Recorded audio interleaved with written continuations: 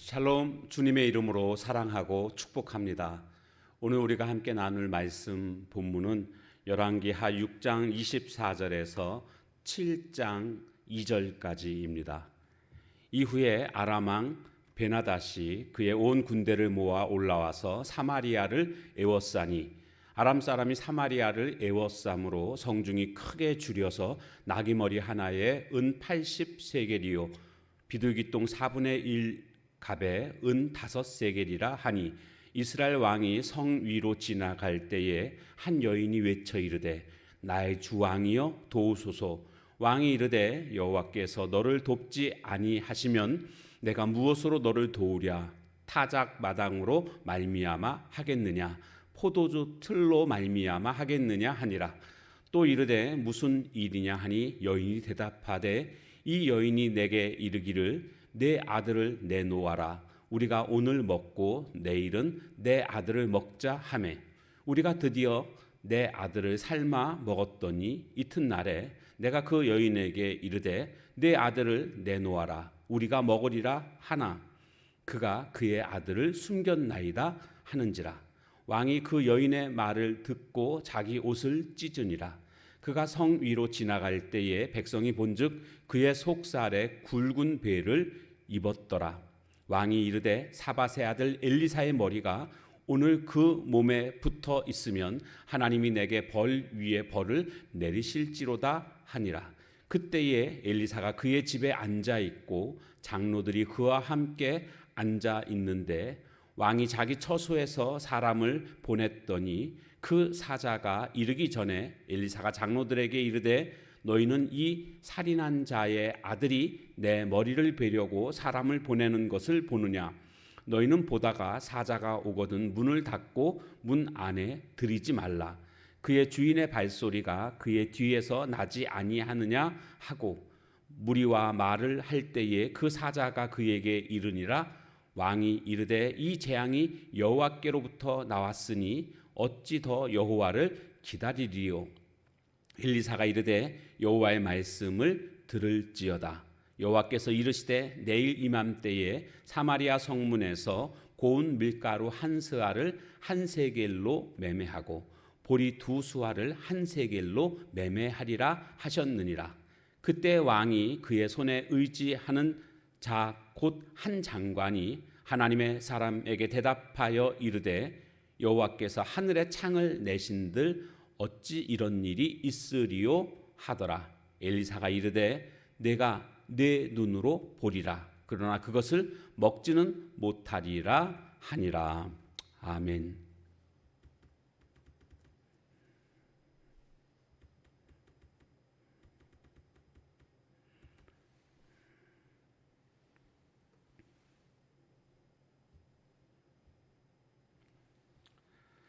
아람 왕 벤하닷이 사마리아 성을 포위하게 됐습니다.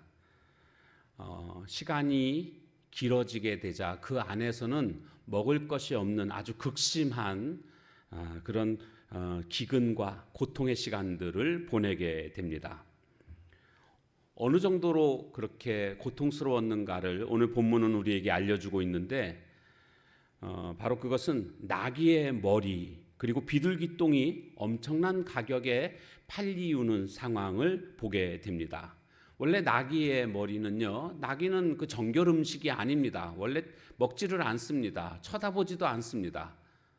그런데 지금 상황이 아주 극심한 기근의 상황이 되니까 그것마저도 비싼 가격에 팔리고 심지어는 비둘기똥까지도 비싼 가격에 팔리는 상황이 됐습니다. 비둘기똥을 먹었는가? 이게 좀 의아스럽기는 한데요. 여기에 대한 해석은 두 가지 다른 해석이 있습니다. 원래 극심하다 보니까 비둘기똥조차도 먹었다 이런 의견도 있습니다. 사람들도 목이 마를 때는 자기 소변을 받아서 먹는 그런 상황이 있지 않습니까? 그렇게 설명하기도 하고요. 또 하나는 여기 비둘기똥처럼 생긴 콩을 의미한다라고 해석을 하기도 합니다. 실제로 지금 성경 말고요. 전에 쓰던 성경에서는 보면 이 비둘기똥을 합분태라고 기록되어져 있는데 여기 합부는 비둘기똥을 의미하는 것이고 태는 콩을 의미합니다. 그래서 비둘기똥처럼 생긴 아직 여물지 않은 그런 콩을 합분태 이렇게 표현을 하기도 했습니다. 그래서 아직 여물지 않은 그런 콩, 아직 먹을 수 없는 그런 콩이라는 뜻이겠죠. 그럼에도 불구하고 비싼 가격에 팔렸다, 이런 해석이 있기도 합니다. 그만큼 지금 이 사마리아 성 내에는 기근이 아주 심한 상황이라는 것을 충분히 짐작할 수 있습니다. 왕이 동정을 살피러 돌아다니다가 한 여인이 왕에게 도움을 요청합니다. 이때에 왕이 하는 말을 들어보시면 이런 말을 합니다. 여호와께서 너를 돕지 아니하시면 내가 무엇으로 너를 도우랴. 이것은 얼핏 들으면 믿음으로 하는 말처럼 들릴 수 있을지 모르지만 이것은요, 그런 의미가 아니고 여호와께서 도와주시지 않는 것에 대한 원망의 그러한 소리입니다. 그리고 이 모든 책임은 바로 여호와께 있다. 이렇게 지금 자기가 왕이면 자기가 좀 책임을 져야 되는데 자기에게는 책임이 없고요, 여호와께 책임이 있다. 왕으로서 사실 이런 지경에 이르게 됐다면은 어떤 죄책감이 좀 있어야 되지 않습니까? 일말에 좀 책임감이 좀 있어야 되지 않습니까? 그러나 이 모든 것을 여호와께로 그렇게 책임을 회피하고 있는 왕답지 못한 그런 행동이라고 말할 수가 있습니다. 어려움이 찾아오게 되면은요, 신자들은 성도라고 한다면 먼저 나 자신을 좀 돌아볼 줄 아는 그런 모습이 되어야 합니다. 성도는요, 어떤 상황 속에서 하나님의 선하심을 믿고 하나님을 의지하는 그런 모습이 되어야지 하나님께 대하여 원망하는 모습은 결코 옳은 모습이라고 할 수가 없습니다. 지금 결국 어느 정도까지 이르게 됐는가, 이 비참한 상황이 어느 정도인가, 이 기근 때문에 이 여인이 도움을 요청하는데 내용을 들어보니까 이런 내용입니다. 먹을 게 없으니까 자식을 잡아먹자라는 겁니다. 그래서 오늘은 내 자식을 잡아먹고 내일은 내 자식을 잡아먹자. 그래서 합의를 하고 먼저 자신의 아들을 잡아먹었다는 겁니다. 그리고 다음 날 내 아들을 좀 내놔라. 그랬더니 아들을 숨겨놓은 겁니다. 억울한 거죠. 그래서 지금 왕한테 하소연하는 겁니다. 이 문제를 좀 해결해 달라고. 어떻게 자식을 잡아먹을 수 있을까? 가장 고귀한 사랑이 어머니의 사랑 아닙니까? 그런데 어떻게 자식을 잡아먹을 수 있을까? 참 이해하고 싶지 않은 그런 상황입니다.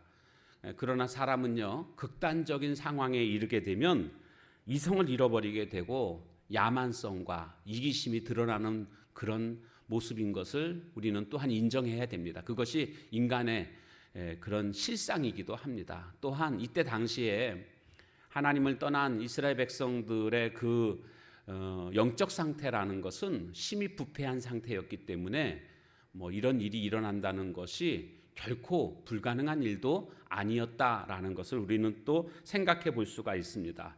여러분, 우리 성도들은요, 은혜 안에 머물지 않으면 이런 비참한 모습들로 갈 수밖에 없습니다. 이것이 바로 인간의 실체고 죄인의 실체라고 할 수 있는 것입니다. 왕은 이 이야기를 듣고 결단한 게 하나 있습니다. 엘리사 선지자를 내가 죽여버리겠다. 그래서 사람을 보냅니다. 왜 엘리사 선지자에게 화살이 갔는가 생각해 보면 전에 아람 군대가 쳐들어왔을 때에 그때 자기는 다 죽이려고 했었거든요. 그때 다 포로로 다 잡지 않았었습니까? 엘리사의 특별한 능력으로 말미암아 전부 포로가 됐을 때 죽이려고 했는데 엘리사 선지자가 먹을 거 먹이고 돌려보내라. 그래서 돌려보낸 것이 화근이 돼가지고 지금 이 상황이 왔다, 이렇게 판단을 한 겁니다. 그래서 모든 책임을 엘리사에게 지금 돌리면서 엘리사를 죽여버려야 되겠다. 그래서 사람을 보내게 된 것입니다. 신임하는 한 장관을 보낸 이 장관이 와서는 엘리사에게 이 상황을 이야기를 하니까 엘리사가 어떻게 대답합니까? 내일 이맘때쯤에 모든 문제가 해결될 것이다. 이렇게 얘기를 합니다. 그러니까 먹을 것이 지금 이렇게 없어서 난리가 났지만 내일 이맘때쯤 되면 다 해결될 것이다. 여러분, 하나님은 어떤 하나님이신가요? 한순간에 모든 것들을 역전시키실 수 있는 능력이 하나님께는 있는 줄로 믿습니다. 근데 엘리사 선지자가 이렇게 이야기를 했습니다. 이것은 하나님께로부터 받아서 한 말입니다. 하나님의 말씀이기도 합니다. 그런데 이 한 장관이 어떤 반응을 보이고 있는지를 보십시오. 7장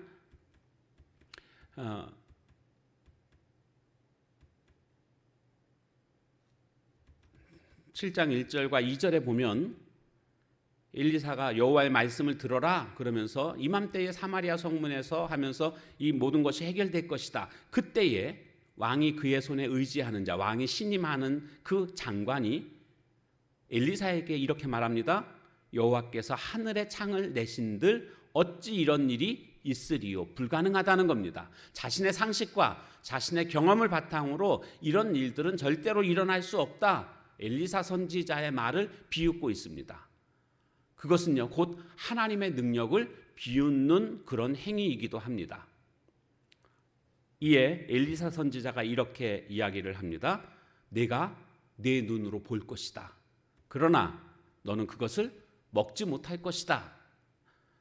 엘리사 선지자의 예언대로 20절에 가보면 나중에 이런 일이 일어나게 되었고 이 한 장관은 성문에서 사람들에게 밟혀서 죽는 내용이 나옵니다. 그것은 이제 다음번에 이제 자세히 살펴보게 될 것입니다. 성도들은요, 어떻게 살아가는 것입니까? 하나님의 말씀으로 살아가는 사람들, 그리고 하나님의 약속을 붙들고 살아가는 사람들이 성도들 아니겠습니까? 그런데 지금 이 한 장관은 엘리사의 말, 즉 하나님의 말씀을 우습게 여겼습니다. 믿지 않았습니다. 그래서 그는 나중에 죽게 됩니다. 오늘 우리들은 하나님의 말씀이 그대로 이루어질 것을 믿고 말씀에 순종하면서 신뢰하면서 살아가는 그런 모습이 되어야 합니다. 그리고 분명한 것은 이처럼 하나님께서 하시고자 마음만 먹으신다면 내 삶의 어떤 문제일지라도 한순간에 다 해결해 주실 수 있는 그런 능력이 하나님의 능력이다라는 것을 우리는 믿어야 합니다.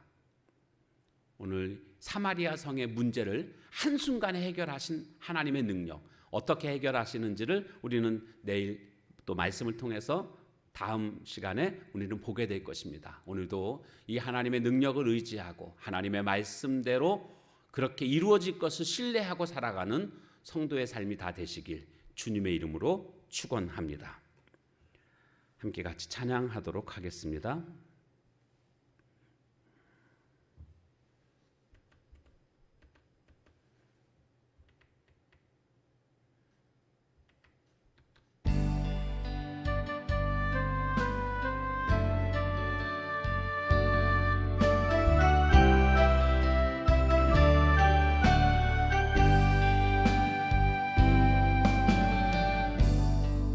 하늘의 문을 여소서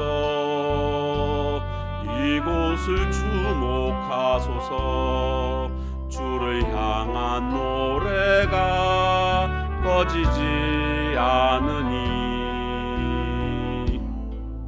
하늘을 열고 보소서 이곳에 임재하소서 주님을 기다립니다.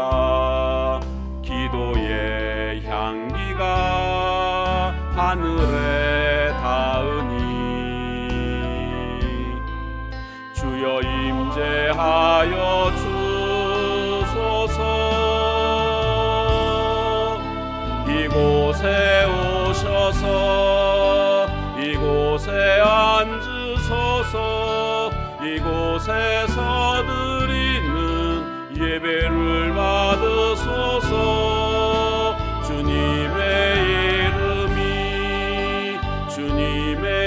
이름만이, 오직 주의 이름만 이곳에 있습니다.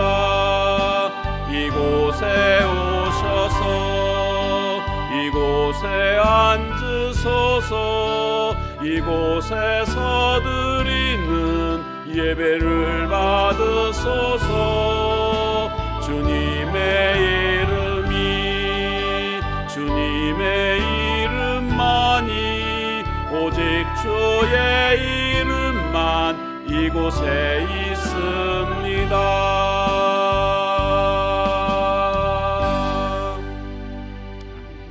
기도하겠습니다. 하나님 감사합니다. 어려움 당할 때에 하나님께 원망하는 자 되지 않기를 원합니다. 내가 무엇을 잘못했는지 내 신앙을 돌아보는 자가 되게 하시고, 어떤 절체절명의 상황일지라도 하나님의 선하심을 신뢰하는 믿음 되게 하옵소서. 또한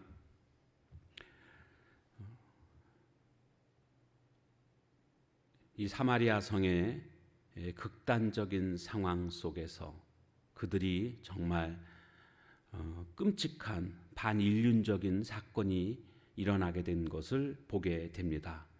은혜 아래 머물지 못하면 우리 인간은 이처럼 야만성과 이기심을 드러내는, 이성을 잃어버리는 그런 죄인임을 보게 됩니다.